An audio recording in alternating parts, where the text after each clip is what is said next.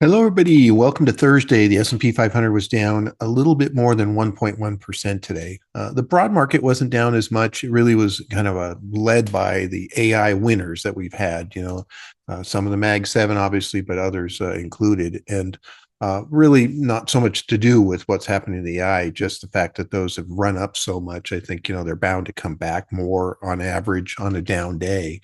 That's normal as far as that goes. But the big catalyst today was a job loss report that came out that showed that there was 153,000 jobs layoffs that were lost essentially last month, and that's the highest we've had for 3 years, going back to really kind of the pandemic time frame as far as that goes. And so everybody's talking about how these job losses are being caused by AI.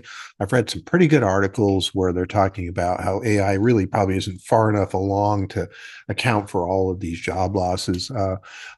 The more obvious example or reason might be that the tariffs are causing increased costs for these companies, and theoretically you can pass those costs along to your consumers, but depends on what market you're in. You may not want to be increasing the price of your products that much, because it might have some problems in terms of competition, especially across a global basis. So they're cutting costs to make up for some of the tariffs that they're not passing along to the customers. And the biggest area that they seem to really be going after is labor. That's why we've seen pretty soft labor markets since Liberation Day back in April. And this is just a continuation of that. It's certainly some AI, but some cost cutting due to tariffs. So, we'll see how that plays out as far as that goes. The market, dropped obviously today based on that. The bet for cutting rates in December went back up again, which you would expect because, again, the dual mandate that the Fed has to try to help the job market and keep inflation down, they're going to probably respond to that, although it is early in November, and they don't meet until December here, so it's going to be a little while. There might be a lot of things that can change between now and then. Now, November is the best month of the year on average. However, we had a heck of a run up in September and October, especially September, which is usually a down month. And so sometimes when I've seen that before, you get the softness someplace else. It just kind of shifts as far as that goes. So maybe we'll have a soft November when we don't normally have that, just because we had so much of a run up in those other months.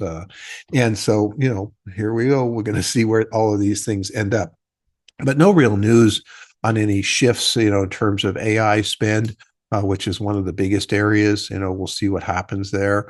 And, the other pieces that are coming together, again, I think, front and center will be whether these tariffs survive the Supreme Court look at, especially the emergency version of these tariffs. It was really interesting. I listened through the audio version of the question and answer period that was happening at the Supreme Court. Sure sounds like they want to turn it down and make the piece illegal, just like the lower courts did. But there's some question about whether or not maybe they would step in and say that the tariffs didn't have to be paid back. We'll have to see, because that's another component that I think is the most important, which is just that, if they do have to pay back these tariffs with interest, where are they going to get it from? It's going to come from the bond market. How much pressure does that put on the bond market? And sometimes pressure on the bond market becomes a pressure on the stock market, as far as that goes. So, those are things that we still have yet to work out as far as that goes. But I thought the question and answer was really interesting. You had three of the six, quote unquote, Republican, Supreme Court members that were questioning, I thought, in a very aggressive manner, whether this is something that they wanted to do. And the main thing seems to revolve around taxing authority. And really, basically, they don't feel like Congress, at least in the questions that I was listening to, gave up the ability to control the taxing authority of the citizens. And tariffs, they went back and forth whether tariffs to tax, but seemed like the court felt like it was. It is, in my opinion, but nonetheless, that that authority should be in Congress's hands. As you listen to some of the comments that were coming through, and so to rule against that, you're going to make a pretty big change here, where Congress is going to be even farther on the sidelines. So I don't think they're interested in that. So I wouldn't be surprised if it doesn't come through. We are seeing the betting market showing that 75% chance that the tariffs will be discontinued, at least the emergency version of those tariffs, which is what the court's considering. We've seen better results for predictability out of the betting market. The polls show all kinds of different things, but if you look at what the betting market has done in terms of betting who's going to be the next president or whatever it might be, it's got the best track record, actually. I think that's because people are putting their money behind it and not just answering a poll question from somebody. So, anyway, that's what's happening today. It's okay to have these types of days. After the run up that we've had, you need to go sideways, down some.